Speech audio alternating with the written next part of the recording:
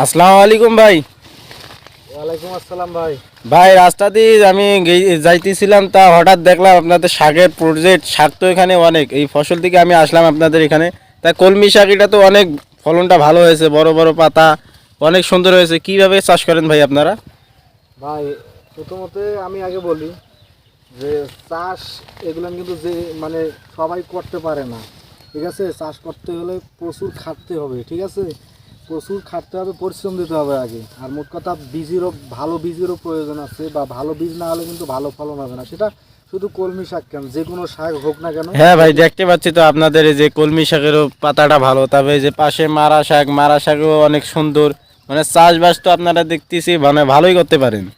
হ্যাঁ ভাই, কিন্তু এই যে কলমিটা আমি গ্যারান্টি দিয়ে করতে পারবো, যদি ধৈর্য সহকারে কেউ ভালো বীজ হিসাবে করে, ঠিক আছে। তাহলে যদি একবার এই কলমি চাষ করে, একবার এরকম ক্ষেত হয়, ও 5 বছরও বিক্রি করে শেষ করতে পারবে না। এই যে কলমি শাক দেখতেছেন না চারিদিক দিয়ে, হ্যাঁ। এই যে আটিটা বানলাম না, এই যে দেখতে পারতেছেন না আটিটা, এতটুকু আটি আমি 5 টাকা পিস বিক্রি করবো। যদি 5 টাকা পিস বিক্রি করি, দেখেন আমি কয়টা গাছ কাটছি। আমি দুইটা গাছ কাটছি। এগুলো তো থোপাইছে, একটা থোপ এতটুক করি, মানে গোড়া শুদ্ধ। এই যে গোড়াটা দেখেন কত বড়। আমি যদি 5 টাকা পিস বেশি, ঠিক আছে, তারপরেও মনে করেন যে এই শাকটা আমি এইখানে 3-4 হাজার টাকা বিক্রি করবো 5 টাকা পিস। তাহলে ভাই মানে ইনকাম, তাহলে ইনকাম সোর্স তাহলে তো ভালোই কলমির মধ্যে, তাই না? হ্যাঁ ভাই ভালো, তবে এই পরিচর্যা করতে হবে। ওই যে আগেই মানে বললাম, কষ্ট খুব। কষ্ট খুব, পরিশ্রম করতে হবে আপনাকে। তো আমি আগেই বললাম, ঠিক আছে, যে পরিশ্রম করতে হবে। পরিশ্রমে সাফল্যের মূল চাবিকাঠি। আপনি যে কোনো কাজে পরিশ্রম করেন না কেন, আপনাকে পরিশ্রম কখনো ঠকাবে না। আর আপনি যদি পরিশ্রম না করেন ভাই, সেটা এই শাক হোক না কেন, যে কোনো জিনিস, আপনি যদি ঘরে বসে থেকে বলেন যে আমার পকেটে 500-1000 টাকা আকাশ দিয়ে উড়ে আসবে না, ঠিক আছে। আপনাকে পরিশ্রম করতে হবে। এই শাক দেখতেছেন, এগুলো হাইব্রিড কলমু শাক, ঠিক আছে। এর যে ফলন আপনি কল্পনাও করতে পারবেন না। আমি ভাই বিক্রি করেও তাল পাই না, ঠিক আছে। আমি এই যে আটিগুলো বানতেছি, 5 টাকা পিস বিক্রি করব বাজারে। প্রত্যেক দিন কম বেশি যাই, হয়তো মাঝে সাঝে দু একদিন মানে গ্যাপ যায়, তাতে আমি এগুলো ভাই বিক্রি করে তাতে তাল পাই কলমি না। শাকের চাহিদা কিরকম? কলমি শাক কি টানে? কলমি শাকের চাহিদা মোটামুটি ভালোই আছে।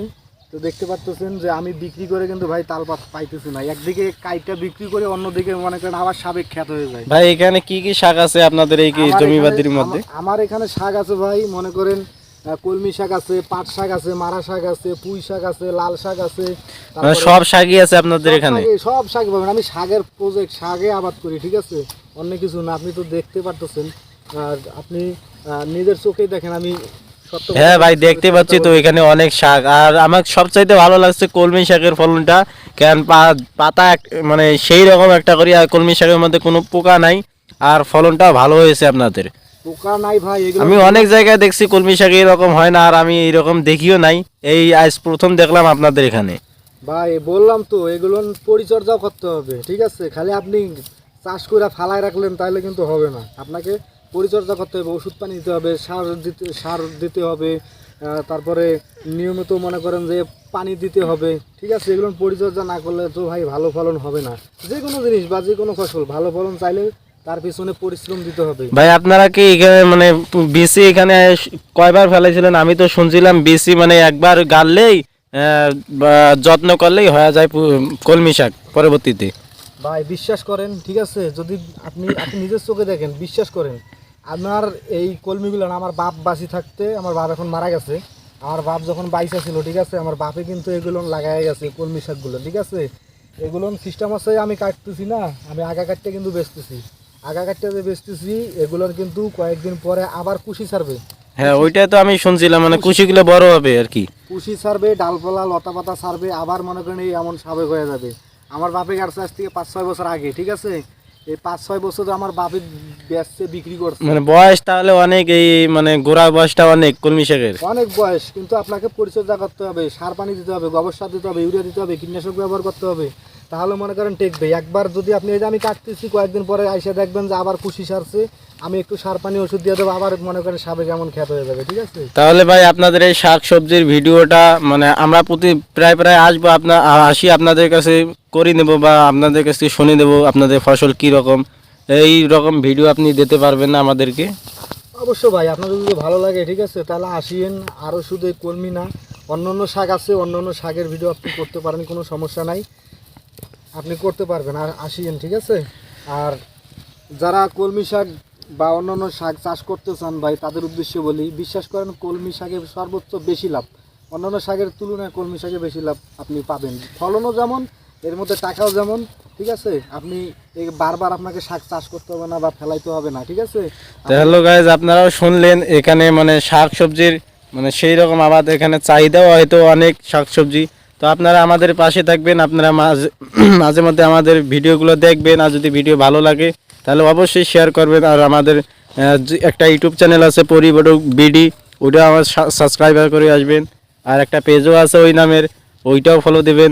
আর যদি ভিডিওগুলো ভালো লাগে তাহলে অবশ্যই শেয়ার করবেন। তো ভাই আমাদের চ্যানেলে কিছু একটা বলি যান। বলবো ভাই তাদের উদ্দেশ্যে, যারা মনে করেন শাক সবজি বেশি আবাদ করেন, তাদেরকে বলবো ভাই আপনারা সবচেয়ে কলমি শাকে লাভবান হবেন বেশি। কারণ দেখেন, একবার আপনারা চারা লাগাইছেন, আমার বাপে 5 বছর মানে হয়ে যাবে, মানে বিক্রি করছে। আমার বাপ এখন নাই, আমি এখন বিক্রি করতেছি, এই যে লাগাই গেছে এখনও বিক্রি করতেছি। আমি যদি চাই যে আমার সন্তানেরা যারা আছে তারাও কিন্তু এগুলো করতে পারবে বা চাষ করতে পারবে, এই মুড়া বা গোড়া থাইকে যাবে, এর থেকে আবারও কুচি সারবে, নতুন কুচি, নতুন ডালপালা। তো যারা চাষ করেন আমি তাদেরকে একটাই কথা বলবো, পরিশ্রম করেন, তাহলে আপনারা সফলতা অবশ্যই পাবেন। আর পরিশ্রম করবেন না, আপনারা কিছুই পাবেন না, জিরোই থাইকে যাবেন, ঠিক আছে। আমি প্রতিদিন মনে করেন 1500 বা 1200, তারও বেশি, বা 15 দিন 2000 টাকাও আমি বিক্রি করি শাক, এই শাকই বিক্রি করি, ঠিক আছে। এতে খরচ খুবই খুবই কম। তো সবাইকে আমি একটা কথাই বললাম যে সবাই যদি এগুলো করেন, খুবই পরিশ্রমী হতে হবে, পরিশ্রম না করলে কিছু হবে না। তো সবাই ভালো থাকবেন, ধন্যবাদ সবাইকে, আল্লাহ হাফেজ।